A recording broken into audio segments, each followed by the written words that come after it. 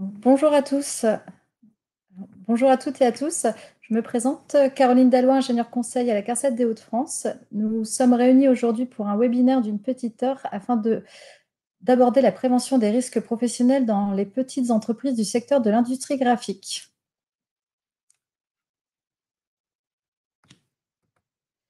Les intervenants pour l'animation de ce webinaire sont Edwige Vauclin, contrôleur de sécurité à la CARSAT des Hauts-de-France, moi-même, et nous avons un appui technique de Laetitia Chiaroré et Alain Mailly.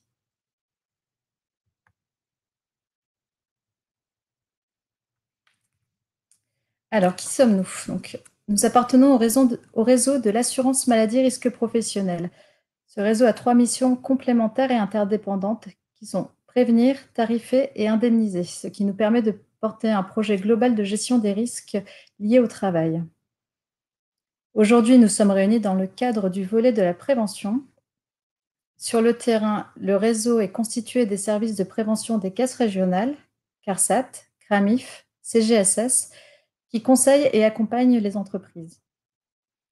Et il s'appuie sur le travail et les ressources de l'Institut national de recherche et sécurité, l'INRS.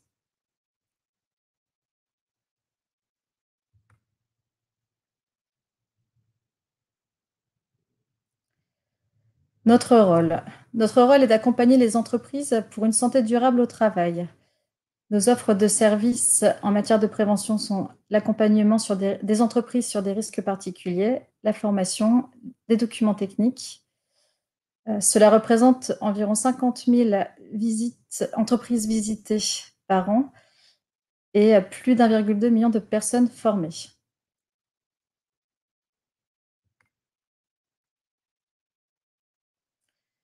Alors aujourd'hui, nous vous proposons un point sur l'activité liée à l'industrie graphique. Ensuite, nous aborderons les principaux risques de cette activité et enfin, nous vous présenterons les solutions spécifiques à ce secteur pour agir en prévention. Nous consacrerons un temps d'échange, mais vous pouvez également poser vos questions via le chat en haut à droite.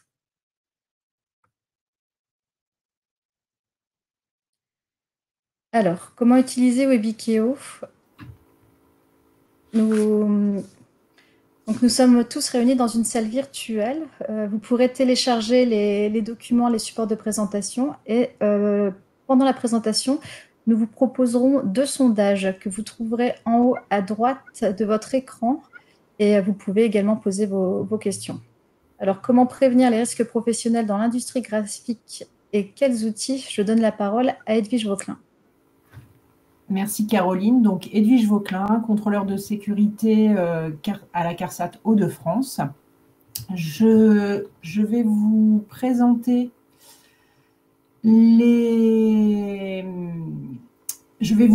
l'offre de prévention dédiée aux entreprises de l'industrie graphique. Cette offre de prévention a été co-construite avec les organisations professionnelles afin que ces outils vous parlent et soient vraiment adaptés à votre secteur d'activité. Ces outils ont été conçus pour qu'ils soient accessibles en ligne, intuitifs, et ils sont gratuits. Donc, on va passer maintenant sur quelles sont les activités liées à l'industrie graphique. Afin de mieux cibler le secteur d'activité, nous avons sélectionné 3 codes APE. Ces codes représentent l'industrie de journaux, de labeur et l'activité de pré-presse, ce qui correspond à peu près à 6 000 entreprises. 80% de ces entreprises sont des TPE. L'industrie graphique couvre beaucoup d'acteurs, allant de la conception à la production par un procédé d'impression sur tout type de support. Cela représente environ 50 000 salariés. Nous allons donc maintenant passer aux principaux risques pour l'industrie graphique. Les 4 risques sont donc, sans surprise, la première, c'est la manutention manuelle, ce qui correspond à 50% des accidents du travail. Ce risque est généré par l'approvisionnement des machines en papier, en matière plastique et tout type d'autres supports, mais aussi par le conditionnement et la manutention de produits finis. Le second risque, c'est les chutes de hauteur et de plein pied. Donc, comme dans beaucoup de secteurs d'activité, le risque de chute de hauteur et de plein pied est présent. Ces risques génèrent environ 20% des accidents de travail. Il est surtout lié à la problématique de zones de travail très optimisées, avec une présence d'escaliers et par l'utilisation de tous les espaces disponibles comme les mezzanines. Le risque mécanique maintenant, l'utilisation de nombreuses machines et d'outils génère le risque mécanique, par exemple lors du changement de lame de massicot ou aussi lors d'ouverture de carton avec un cutter, ce qui correspond à 10% des accidents dans le secteur d'activité, et donc c'est dû à des coupures et à des écrasements. Le quatrième risque, c'est le risque chimique, donc l'exposition à certains produits chimiques et en particulier les CMR, donc les agents chimiques cancérogènes, mutagènes ou toxiques pour la reproduction, peut conduire à des effets immédiats ou différés sur la santé et provoquer d'autres professionnels.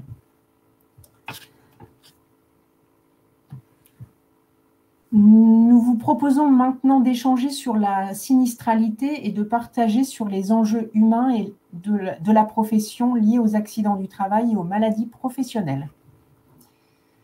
Pour l'industrie graphique,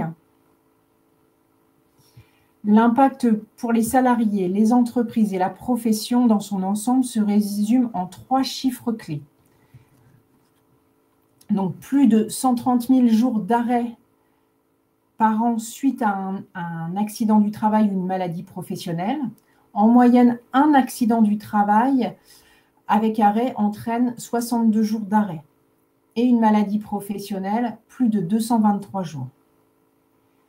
Ces chiffres permettent de prendre conscience de la nécessaire mobilisation de l'ensemble des entreprises, mais aussi de la profession, pour agir durablement sur le volet de la prévention. Bien entendu, certaines entreprises sont particulièrement actives déjà sur ce sujet. L'enjeu de l'offre prévention TPE que l'on vous présente, déployée par l'assurance maladie risque professionnel, consiste à entraîner le plus grand nombre des entreprises à promouvoir la démarche au travers de participation active des différents acteurs de la profession. Nous allons donc passer, après avoir passé les chiffres de la sinistralité, qui a un impact direct évidemment sur l'entreprise, nous allons vous interroger sur ce qui peut engendrer un coût indirect sur un accident du travail ou une maladie professionnelle. C'est notre première séquence participative. Donc, un questionnaire vient d'être lancé en haut à droite et on vous laisse une minute pour y participer. Plusieurs possibilités, vous pouvez cocher plusieurs solutions.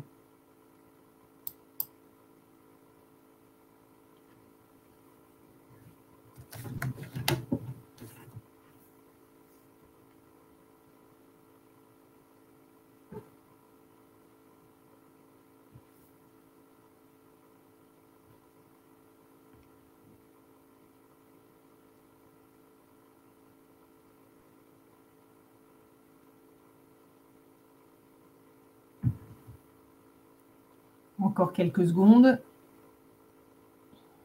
Ça y est, les résultats sont tombés.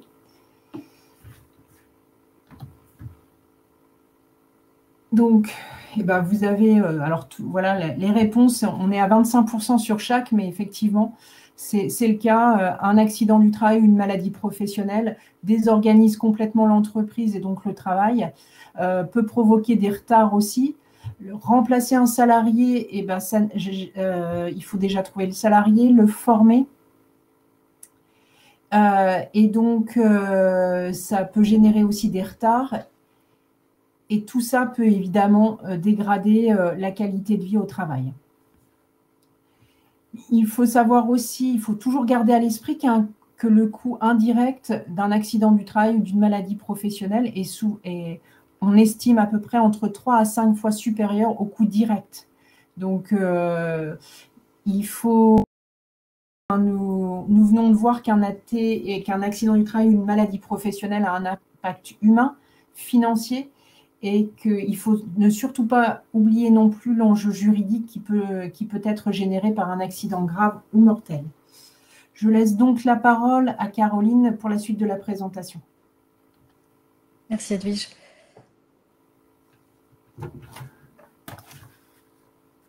Alors, après avoir vu les principaux risques du secteur d'activité, nous allons voir comment prévenir ces risques professionnels.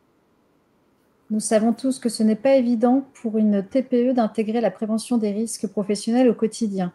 Nous allons vous proposer une méthode à mettre en œuvre au sein de votre entreprise. L'objectif de cette méthode est d'éviter qu'un AT se produise ou d'en limiter la gravité. Alors, il s'agit d'une démarche en 2 étapes. Identifier et évaluer, puis agir. Alors, pour identifier et évaluer, il s'agit de mettre en place une approche terrain à laquelle doivent participer les salariés. C'est l'occasion de sensibiliser les acteurs de l'entreprise et de les fédérer autour de cette démarche de prévention des risques professionnels. À l'évocation d'une tâche, nous avons tous une idée de la façon dont elle doit être réalisée, mais sur le terrain, on s'aperçoit qu'il peut y avoir différentes façons de réaliser cette tâche. Il peut y avoir différentes raisons d'ordre technique, organisationnel, culturel. Il est primordial d'avoir une vue du travail réel et il est nécessaire d'avoir des remontées de la part des salariés. La seconde étape, agir. Donc, déployer et mettre en œuvre. À ce stade, vous devrez prioriser les actions que vous souhaitez mettre en place et que vous aurez identifiées lors de la première étape. Planifier ces actions et vous assurer de la mise en œuvre sur le terrain.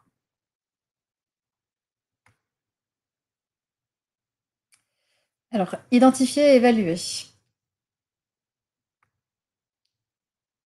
Nous allons donc vous proposer de participer au quiz suivant. À votre avis, quelles sont les tâches qui participent à l'apparition des accidents du travail et des maladies professionnelles? Donc, comme pour tout à l'heure, on vous demande de renseigner le chat. Le sondage, pardon. On vous laisse une petite minute.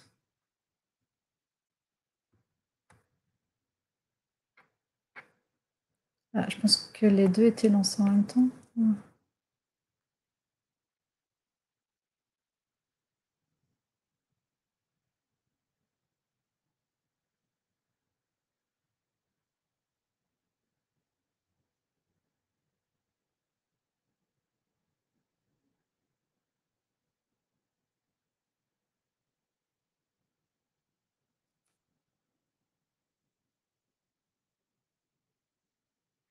Hop.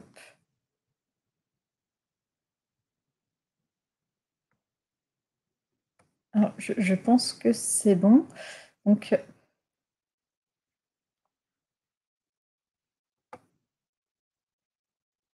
hop. Donc, toutes les réponses sont cochées.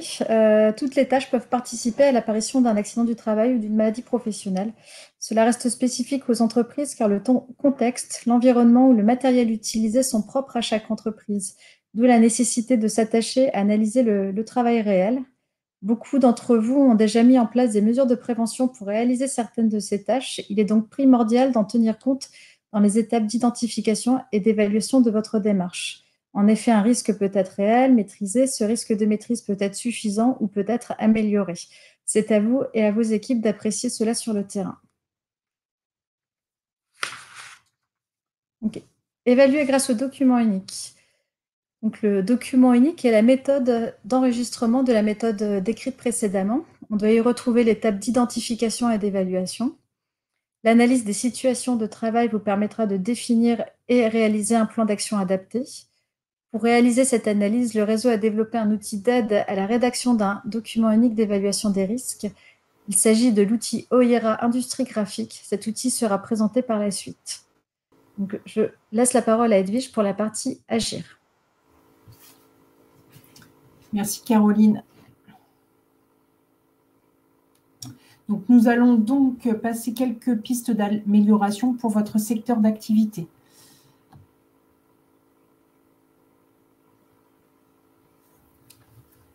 Donc, on se pose la question, comment diminuer les manutentions manuelles, hein.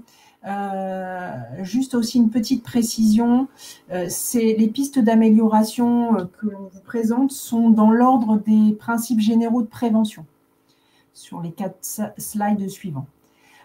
Pour éviter et supprimer les manutentions, vous devez mettre à disposition des équipements de manutention adaptés à la tâche et à l'environnement de travail. L'analyse et l'optimisation des flux et espaces de stockage permettent également d'éviter de nombreux ports de charge. Vous pouvez également travailler avec vos fournisseurs et vos clients pour privilégier les conditionnements moins lourds et avec des moyens de préhension. Tous ces changements doivent être évidemment accompagnés doivent s'accompagner de formation et plus particulièrement sur les risques liés à l'activité physique. Pour les chutes de plein pied, les bases en prévention, ce sont évidemment de laisser les zones propres et dégagées, mais aussi de mettre sous rétention les produits chimiques afin de prévenir toute fuite de produits. Un point important également, c'est de réparer très rapidement tous les sols endommagés et supprimer le plus possible les dénivelés. Vous devez également délimiter les zones de stockage des voies de circulation. On voit trop souvent également des zones bien délimitées mais qui ne sont pas respectées. Donc, vous devez également faire respecter lorsqu'on circule, on ne stocke pas. Les zones de circulation et les escaliers doivent être toujours bien éclairés. Et donc, s'il y a un problème d'éclairage qui ne fonctionne plus, surtout le réparer très rapidement. Toutes ces zones, en cas de problématique, donc sol humide, les carrelages décelés, présence de trous, vous devez évidemment signaler la zone à risque pour éviter toute chute.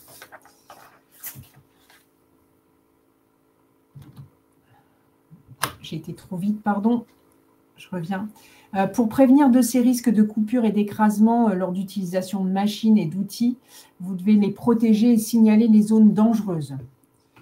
Vous devez également régulièrement vérifier les dispositifs d'arrêt d'urgence et former les salariés dès qu'ils arrivent sur un nouveau poste, bien les former à l'utilisation de ces dispositifs. Vous devez également réaliser de façon périodique des vérifications sur le matériel. Vous pouvez vous ouvrez aussi également de nombreux cartons ou emballages et donc vous devez mettre en place des cutters de sécurité. Nous vous conseillons de les faire tester par vos salariés pour que justement ils s'approprient l'outil et qu'ils choisissent le plus adapté aux tâches à réaliser. Vous devez également équiper les salariés de protection individuelle, des gants, des chaussures de sécurité. En ce qui concerne le risque d'intoxication et d'allergie lors d'utilisation de produits chimiques, vous devez déjà procéder à la substitution de substances dangereuses par des substances moins dangereuses.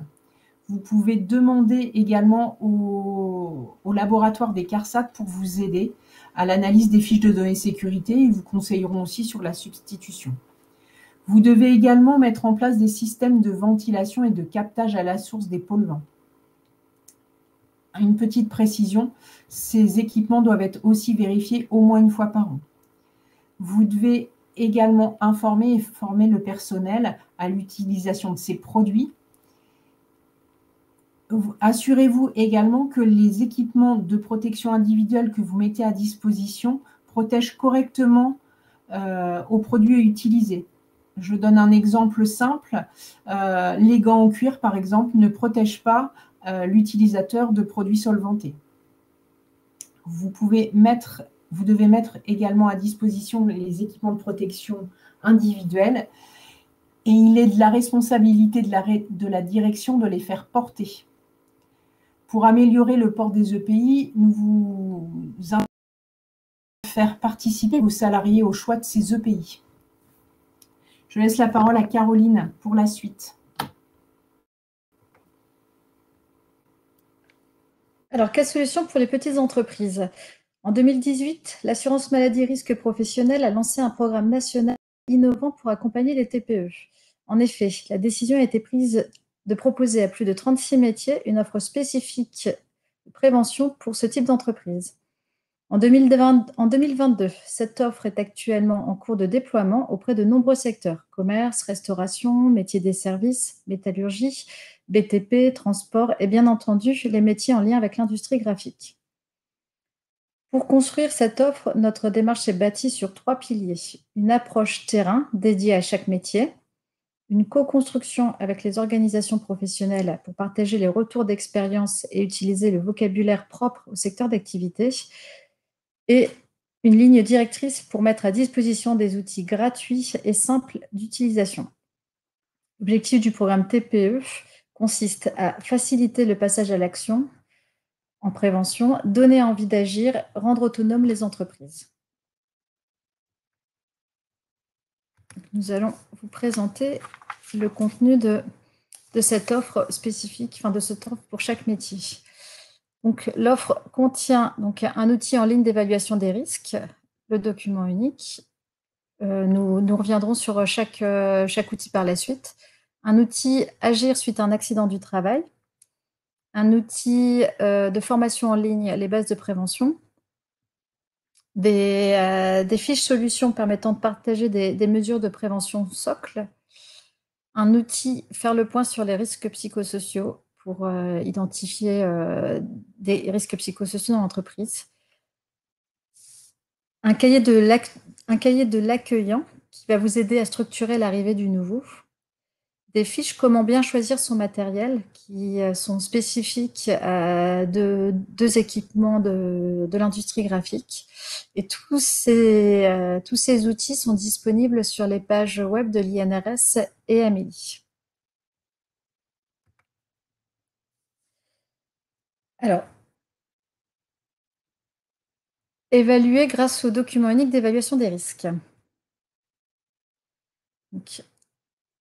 L'évaluation des risques professionnels est la base de toute démarche de prévention, quelle que soit la taille de l'entreprise. Il est important d'analyser les situations de travail réelles avec le personnel de l'entreprise. Nous avons mis en ligne un outil dédié au TPE de votre profession qui est construit sur les situations de travail de vos activités et sur des partages de bonnes pratiques. Le document unique n'est pas une fin en soi, il doit déboucher sur un plan d'action adapté à l'entreprise pour transformer les situations de travail. Donc, nous vous proposons une vidéo qui vous présente les fonctionnalités de l'outil.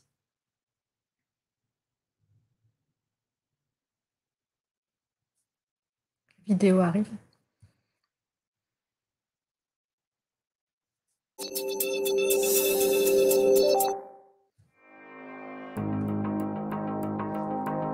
Pour pouvoir utiliser OERA et télécharger un rapport ainsi qu'un plan d'action à la fin de votre évaluation, il faut d'abord s'inscrire en début de session. Ce compte, anonyme et gratuit, vous permettra également d'accéder aux éléments sauvegardés l'année suivante pour les mettre à jour. Une liste de tous les risques propres à votre secteur est disponible en page d'accueil de l'outil. Elle peut être imprimée pour évaluer les risques directement au poste de travail avec vos salariés.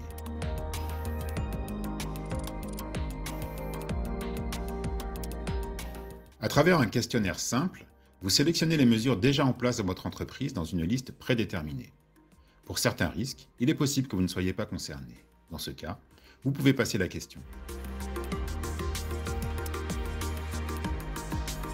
Vous pouvez aussi ajouter une autre mesure qui ne serait pas listée. Sur cette base, vous évaluez si le risque présent dans votre entreprise est maîtrisé ou non. Si vous n'avez coché que la moitié des mesures proposées, vous pouvez supposer qu'il reste nécessaire d'ajouter de nouvelles mesures à votre plan d'action. Dans ce cas, cochez « Non », des mesures sont à ajouter au plan d'action. Vous pouvez alors sélectionner de nouvelles mesures standards qui seront ajoutées au plan d'action ou ajouter des mesures supplémentaires propres à votre situation de travail. Cliquez ensuite sur « Enregistrer et continuer » pour dérouler la suite du questionnaire.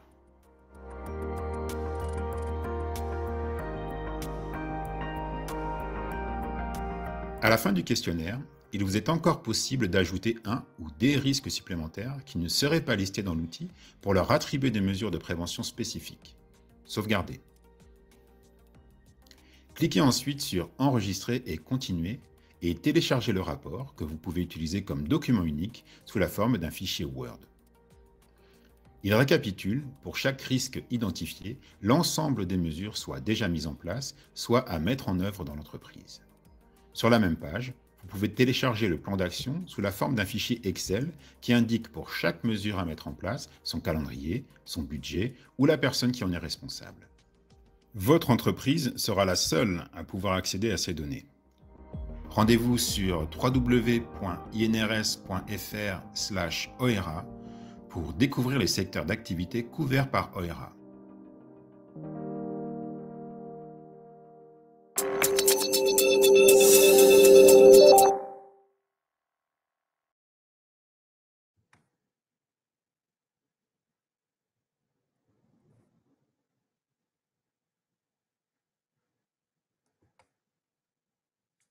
Voilà, donc la présentation des fonctionnalités de l'outil et ici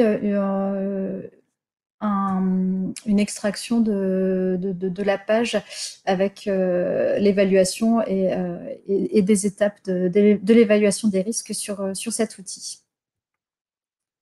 Nous allons également vous présenter les autres outils qui peuvent vous accompagner dans la prévention des risques professionnels. L'outil Agir suite à un accident du travail. Donc, analyser les accidents du travail survenus dans l'entreprise est une étape essentielle pour engager une démarche de prévention efficace. Cet outil en ligne propose un guide d'utilisation pour aller sur le terrain afin de recueillir les faits, se questionner sur l'enchaînement des causes qui ont concouru à la réalisation de l'accident et identifier les mesures de prévention adaptées pour éviter qu'un tel accident ne se reproduise. L'outil en ligne permet ensuite de compiler les éléments issus du questionnement, d'intégrer les spécificités de l'accident du travail analysé car chaque accident du travail est unique, puis d'élaborer un plan d'action adapté à la situation analysée.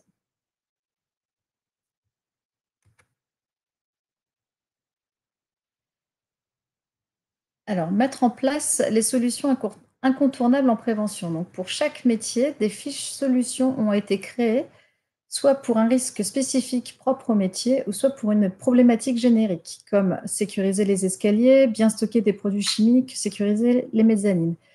Ces fiches vont lister des bonnes pratiques à appliquer pour un risque donné.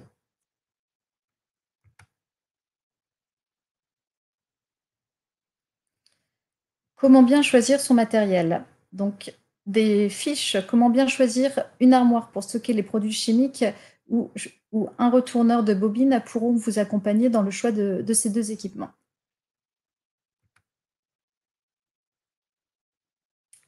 Intégrer les nouveaux arrivants dans l'entreprise. Le volet formation des nouveaux arrivants est particulièrement important dans les TPE comme dans les autres structures. Il s'agit d'un élément essentiel de la démarche de prévention car les nouveaux en entreprise présentent une suraccidentalité. 25% des accidents du travail concernent les salariés ayant moins d'1 an d'ancienneté et 15% des accidents graves et mortels surviennent au cours des 3 premiers mois suivant l'embauche. Le cahier de l'accueillant va vous aider à structurer l'arrivée d'un nouveau. Il est constitué de plusieurs fiches à remplir en fonction de votre entreprise et de votre organisation.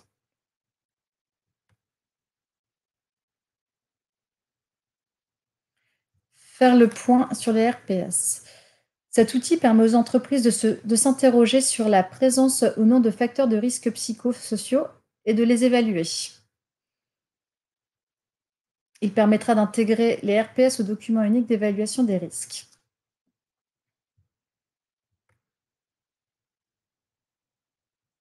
Alors, se former aux bases de la prévention, c'est un outil de formation en ligne donc, qui s'intitule « Acquérir les bases en prévention des risques professionnels » d'une durée de 8 heures qui peuvent être scindées en 4 modules. Il est construit sur un contenu interactif en ligne, des fictions animées, des écrans d'information, des exercices auto-évaluatifs et des témoignages de professionnels. Cette formation est à destination des dirigeants, encadrants, des acteurs de la prévention et des instances représentatives du personnel. Elle va permettre de franchir une étape au sein de l'entreprise pour partager des repères communs.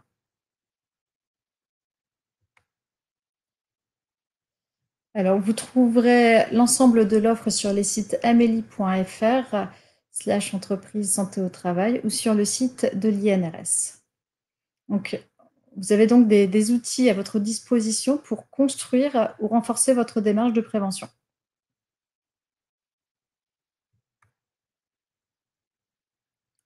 La présentation est terminée. On va pouvoir passer sur la partie échange. Vous avez pu voir aussi apparaître au niveau du chat les différents liens où on retrouve toute l'offre de services et tous les outils, à la fois sur le site d'Amélie ou sur le site de l'INRS. Ainsi que le lien aussi pour le petit film qu'on vous a projeté, et puis aussi sur l'outil RPS où vous retrouvez le lien direct. Donc n'hésitez pas à poser des questions via le chat.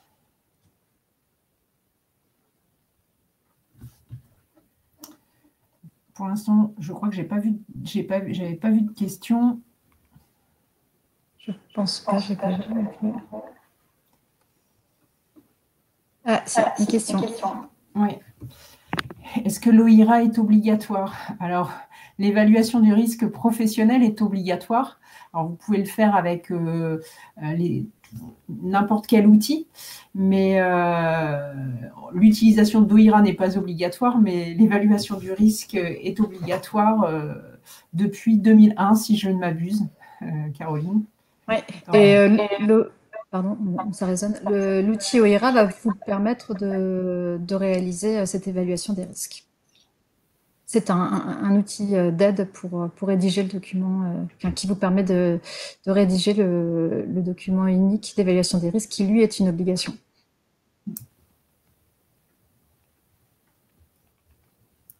Y a-t-il un délai à respecter pour le document unique d'évaluation des risques? Il doit être mis à jour à minima une fois par an et à chaque changement de situation dans l'entreprise suite à des modifications d'équipement ou suite à un accident du travail, dès que des actions de prévention sont mises en place.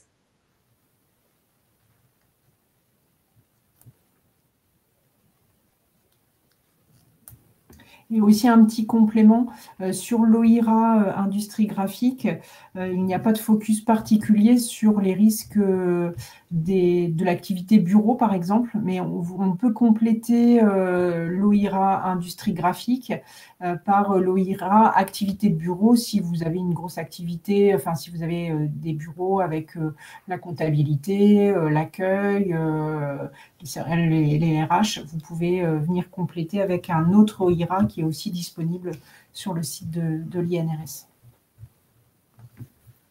Ah.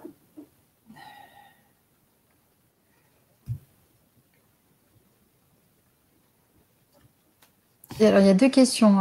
Avez-vous prévu de traiter dans l'OIRA des interventions sur les sites des clients? Tout à fait. Ça, c'était aussi un point puisqu'on a travaillé avec les organisations professionnelles. Ils nous ont alertés sur le fait qu'il y avait aussi des interventions sur des sites clients.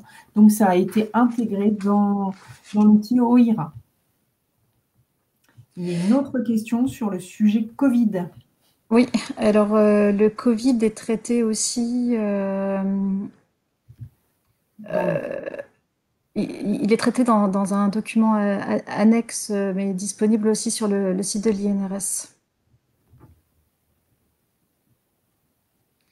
Est-ce qu'un plan d'action doit être annexé au document unique? Donc, comme présenté, donc le document unique doit reprendre l'évaluation et également les actions découlant de l'évaluation des risques. Donc, effectivement, il est bien d'associer un plan d'action reprenant les sujets à traiter, les pilotes, les délais et le budget alloué, l'organisation prévue. Une autre question sur les 4 modules INRS, sont-ils suffisants en termes de base pour un référent sécurité? Alors, je vais dire que c'est un bon vernis. Tu pourras compléter, hein, Caroline. C'est un très bon vernis, mais on aime aussi faire un focus particulier sur l'analyse d'accidents du travail. On demande à ce que ce soit vraiment un point, un focus quand même plus important qui n'est pas pour nous assez développé dans le module de e-learning. C'est juste évoqué, c'est pas, voilà, on ne va pas montrer des méthodes pour analyser un accident du travail, par exemple. Oui, tout à fait. Donc, ce sera vraiment des bases. Par contre, si vous regardez sur les sites d'Ecarsat, il y a toute une autre offre de formation sur l'évaluation des risques, l'analyse des accidents du travail. Et vous pouvez également trouver des webinaires qui vous expliquent l'analyse d'un accident du travail. Voilà, il y a différents supports. Tout dépend de la taille de l'entreprise et de la capacité à suivre ces différentes formations, mais vous pouvez retrouver des webinaires et également des formations disponibles sur les sites de l'Ecarsat. Une autre question aussi, c'est Karine C qui nous dit « Sans autre formation et connaissances je pense que c'est pour compléter la question. Ouais. Je pense que c'est ça. J'espère qu'on a répondu. Sinon, n'hésitez pas à compléter votre question. Il y a aussi une autre question sur le transport de plaques PVC en polycarbonate. Alors, c'est très précis, hein, de 3 mètres sur 2. Connaissez-vous des solutions techniques, des tapis convoyeurs, des palans? Oui, il y a des préhenseurs aussi, hein, si je ne m'abuse. Il faut voir les configurations. Souvent, il y a une petite étude quand même à faire pour voir quel est le meilleur outil disponible. Et en fonction aussi de l'environnement de travail dans lequel vous évoluez, hein, est-ce que c'est une zone exiguë? Est-ce que vous devez faire beaucoup de déplacements? Est-ce que... Voilà, ça c'est... Mais oui, il y a des outils. Hein, Après, n'hésitez pas non plus à contacter votre agent de secteur qui aussi pourra venir discuter avec vous et vous proposer des choses, ou lui-même se renseignera sur des solutions possibles et pourra vous soumettre des solutions. Alors, il y a également quelqu'un qui nous donne pour information, information pour tous. La médecine du travail est également là pour aider les entreprises sur l'évaluation des risques et l'analyse des risques chimiques. Hein, tout à fait. Oui, là, on vous a présenté une offre du réseau. Il existe différents partenaires aussi qui peuvent vous accompagner. Le but après, enfin, vous l'avez vu, hein, c'est quand même un outil très intuitif. C'est des questions simples avec un vocabulaire de votre secteur d'activité, donc vous pouvez quasi être autonome, hein, sur cet outil-là. Et effectivement, vous pouvez être aidé par les services de santé au travail. Alors, les outils donc présentés sont disponibles sur les sites de l'INRS, le site Amélie, les différents liens qui ont également été partagés là lors de la présentation. Donc, vous pouvez récupérer l'ensemble de ces outils. Et le webinaire de mémoire sera aussi disponible sur YouTube. Donc oui, tout à fait.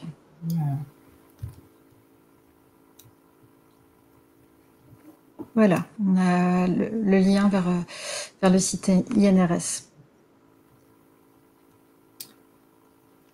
Du coup, si vous n'avez plus de questions, on va peut-être vous remercier de votre attention. Merci d'avoir participé. Je regarde s'il n'y a pas quand même une dernière question. Dernière question. Non, c'est encore un lien. Voilà. Voilà. Bon. Merci à tous. Merci à tous. Et peut-être à très bientôt. Ouais.